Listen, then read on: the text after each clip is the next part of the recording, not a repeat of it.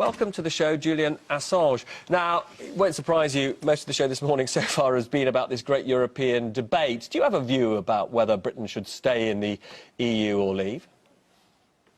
I do, but first just let me correct you. I have political asylum at this embassy in relation to a US espionage investigation, which is now in its 5th year, the largest ever investigation and pending prosecution of a publisher, a very serious business. Sure. My co-defendant, Chelsea Manning, was sentenced to 35 years in prison and tortured in that prison, finding both of the UN and by the US military itself. Now, I understand that. And thank you for clearing that up. On Brexit, where do you stand? On Brexit, well, leave is a lot more interesting, right? But I think you can put the camps like this. You've got right in, that's basically a vote for the empire. Right out, vote for the old empire. Left out, another world is possible. Left in, another world is not really possible at all. But on that right in camp, you really have to include the Blairites. Now, there's been a range of, let's say, vulgar transatlanticists from Hillary Clinton to Hillary Benn pushing the stay-in case. They perceive that their power base is somehow connected to the United States. And the United States wants to keep the UK in the EU to be its man in the EU, in effect to prevent continental Europe from being all that it might become. So does that mean, sorry, that you're a Brexit, that you think we should leave? Pretty much. I mean, I also have something I've experienced personally, which is seeing this government, the Cameron government, repeatedly use the EU as political cover for its own decision-making. It launders things to the EU and then claims that it can't do anything about it. For example, the EAW, the European Arrest Warrant. We think here in the United Kingdom that you have a right to a fair trial, that includes evidence, judges and charges. But in my case, we don't have any of that. And it's not just me. Many people in the UK have been affected by that. That's a fundamental basis of sovereignty, is random officials in the rest of the European Union can't suddenly force your police to arrest people. Well, Cameron says, in relation to my situation, well, it's nothing that he can do. It's not the decision of his government to engage in this extremely expensive siege for the last 4 years. Rather, he's forced to do it by the EU. But of course, actually, the EAW has been pushed by the former Labour government and this government, and Cameron passes the buck to the EU in that case, also in data retention and also for the TTIP. The worst elements coming out of the EU have been actually pushed by governments in the UK. So the UK is bad for the EU, but also the EU is bad for the UK because it permits a lack of democratic accountability in this country by permitting successive governments in this country to simply say, oh, we're forced into doing things because of EU legislation, when it is precisely these governments that have been behind that EU legislation in the first place. And you can see that also in relation to immigration.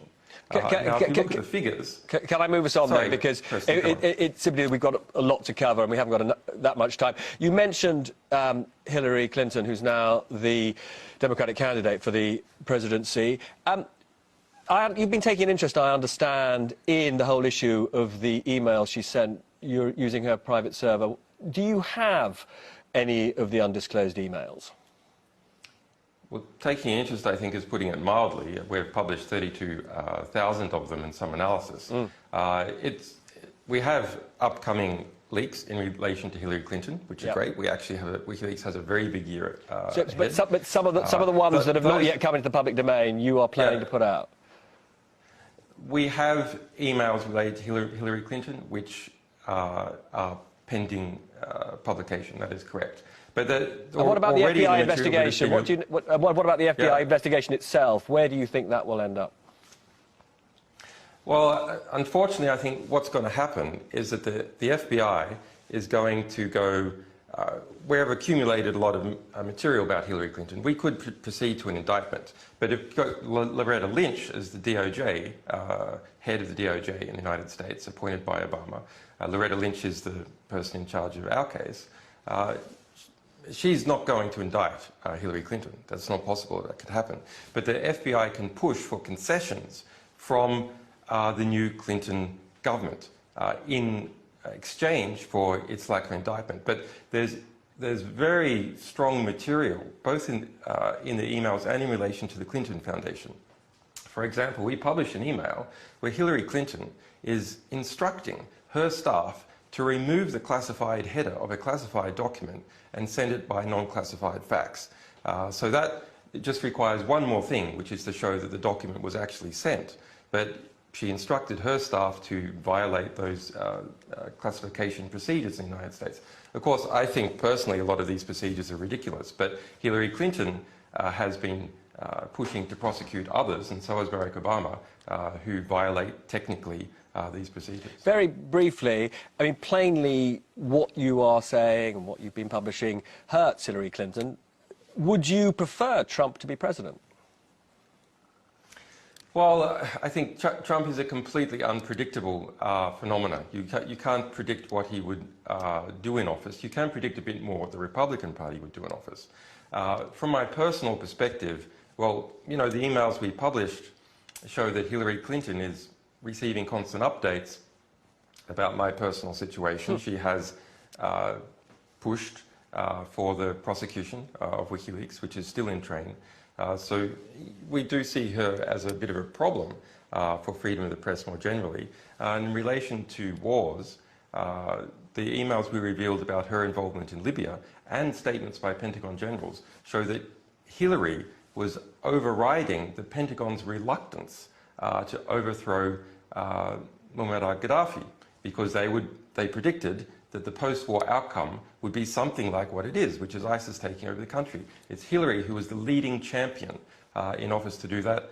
She has a long history of being a liberal war hawk, and we presume that she's going to proceed. I'm really sorry, Mr. Assange, but I'm being told we're out of time. But it's been a pleasure talking to you, and hope to speak to you again. Thank you. Bye-bye. All the best. Thank you.